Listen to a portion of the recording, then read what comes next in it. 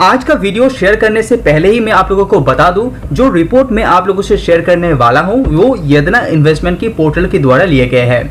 अगर आप लोगों को लग रहा है कि इंडिया के अंदर बियर फेज अभी चल रहा है तो मैं आप लोगों से कुछ पास्ट बियर फेज शेयर करने वाला हूं, तो आप लोग क्लियर कर पाएंगे कि अभी इंडिया के अंदर बियर फेज चल रहा है या नहीं। और साथ ही साथ मैं आप लोगों को बता दूं कि इंडेक्स कभी भी 20% तक नीचे तक चला जाता है तो बियर फेज जनरली माना जाता है। पिछले 20 साल में करीब करीब 4 बियर फेज अभी तक इंडिया की मार्केट ने देखे हुए हैं। एक एक करके हम लोग वो उसको कंपेयर करेंगे, उसके बाद हम लोग लास्ट अभी जो रिसेंट कंडीशन चल रहा है वो भी जानने की कोशिश करेंगे। तो पिछले 20 साल के अंदर इंडियन मार्केट में जो पहला बियर फेज देखे हैं वो है 2006 में। 2006 मई से लेके जून 2006 तक ये बियर फेज चला था और उस टाइम निफ्टी करीब करीब 30% गिर गया था। और उस टाइम आप सिचुएशन देखते तो यहाँ पे 6,828 करोड़ एफपीआईज के द्वारा सेल किया गया था इंडियन मार्केट से। और उस टाइम इंडियन डीआईएस की बात करें यानी कि म्यूचुअल फंड्स की बात करें तो वहाँ पे 5,917 करोड़ का इन्फ्यूज किया गया था। तो यहाँ पे कितना गिरा था, 30% के आसपास। अभी यहाँ पे दूसरा फेज की बात करें वो दिखा गया था जैन 2008 में। 2 अक्टूबर 2008 तक यह बेयर फेज चला था और उस टाइम मार्केट आप देखेंगे तो सबसे ज्यादा गिरावट देखे है, करीब करीब 60% मार्केट उस टाइम गिर गया था। उसके पीछे का सबसे जो बड़ा रीजन है 51,000 करोड़ का यहाँ पे सेल, क्योंकि उस टाइम एफआईआईज के द्वारा यहाँ पे भयंकर एक सेल किया गया था, लेकिन यहाँ पे डीआईएस के द्वारा वो जो सेल आउट था उसको कैप्चर नहीं कर पाए। तो म्यूचुअल फंड के द्वारा जो 14,000 करोड़ का यहाँ पे खरीदारी किया गया है, लेकिन जिस तरह से एफआईआईज ने यहाँ पे सेल आउट किया है उस तरीके से इंडियन म्यूचुअल फंड यहाँ पे परचेज नहीं कर पाए थे। इसीलिए यहाँ पे इतना गैप डाउन होने के कारण यहाँ पे मार्केट 60% से भी नीचे तक आप लोगों ने जाते हुए देखे हैं। और इस टाइम पे जो सिचुएशन था वो ज्यादातर अमेरिका का के कारण इंडियन मार्केट में यहाँ पे बहुत ज्यादा इफेक्ट हुआ था, क्योंकि अमेरिकन मार्केट इंडिया के ऊपर डिपेंडेंसी यहाँ पे बहुत ज्यादा होता था। अभी भी ये डिपेंडेंसी बहुत ज्यादा है, लेकिन वो धीरे धीरे डिक्रीज करने का कोशिश यहाँ पे इंडियन गवर्नमेंट के द्वारा किया जा रहा है। अभी बात करते हैं तीसरा यहाँ पे बियर फेज की, जो आया था मार्च 2015 में। और यहाँ पे कितना तक चला था, करीब करीब 1 साल तक ये बियर फेज चला था और ये 23% का डाउन साइड निफ्टी ने यहाँ पे दिखाया है। तो यहाँ पे देख पा रहे हैं कि किस तरह से मार्केट यहाँ पे बियर फेज में जाते हुए दिखाई दे रहे हैं। और उस टाइम की बात करें तो फॉरेन इन्वेस्टर के द्वारा जब सेल किया गया था वो 27,979 करोड़ के आसपास। और उस टाइम में मार्च 2015 से लेकर फरवरी 2016 के दौरान यहाँ पे इंडिया के अंदर म्यूचुअल फंड के द्वारा 80,000 करोड़ की इन्वेस्टमेंट यहाँ पे किया गया है विद इन 1 ईयर।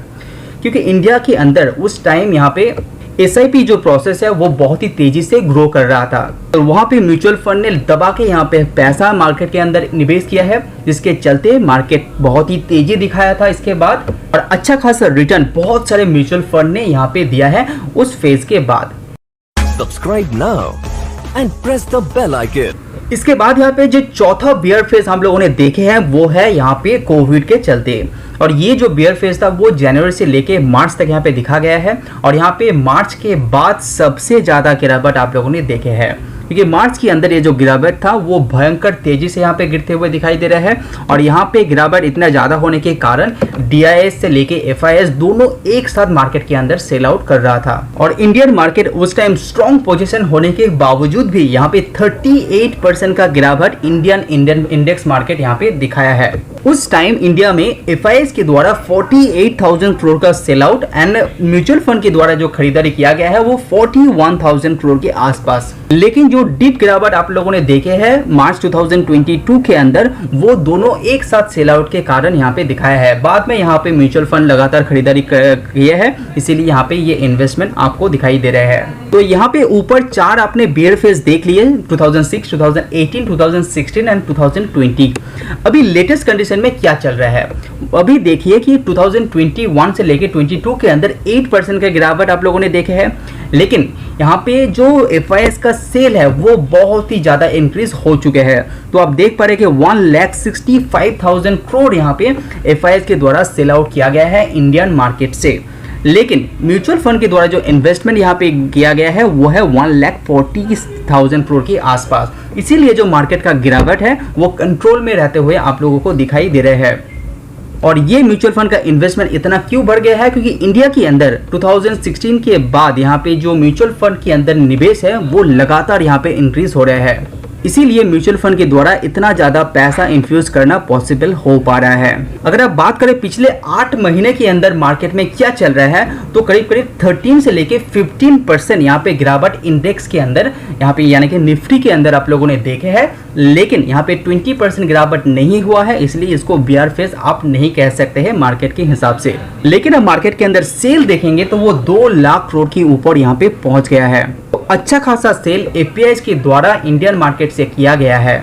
उसके बावजूद भी आप लोगों ने ये भी देखे होंगे कि इंडियन मार्केट ने डीआईएस के द्वारा लगातार यहाँ पे खरीदारी किया जा रहा है, इसीलिए मार्केट यहाँ पे स्टेबल नजर आता हुआ दिखाई दे रहा है। हालांकि पहले यहाँ पे खरीदारी उतना ज़्यादा नहीं होता था, इसीलिए यहाँ पे गिरावट बहुत ज़्यादा था। लेकिन इतना सेल आउट करने के बाद भी इंडिया के अंदर जिस तरह से निवेश, डोमेस्टिक निवेश यहाँ पे हो रहा है, इसीलिए मार्केट यहाँ पे स्टेबल है। और ऐसा लग रहा है कि फ्यूचर में भी ज़्यादा गिरावट इसके नीचे आपको देखने को नहीं मिल सकता है। ऐसा कुछ ब्रोकरेज फर्म के द्वारा राय भी यहाँ पे आया है।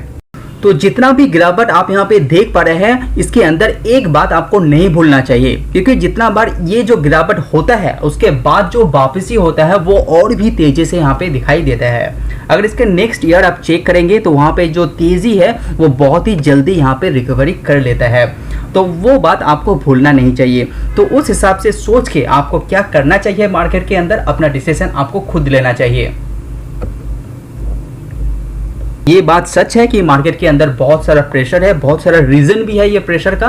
लेकिन फ्यूचर के अंदर आप देखते हुए और पास्ट के अंदर सीखते हुए आप फ्यूचर में क्या करेंगे वो आपका डिसीजन आपको खुद लेना चाहिए। अपना रिसर्च कीजिए, उसके बाद आप डिसीजन लीजिए, तो आप अपने डिसीजन में स्टेबल रहने में सक्षम रहेंगे। तो वीडियो पसंद आए तो लाइक जरूर कीजिए। आज वीडियो में इतना ही। See you on next video. Subscribe now and press the bell icon. Never miss an update. Subscribe now and press the bell icon. Never miss an update.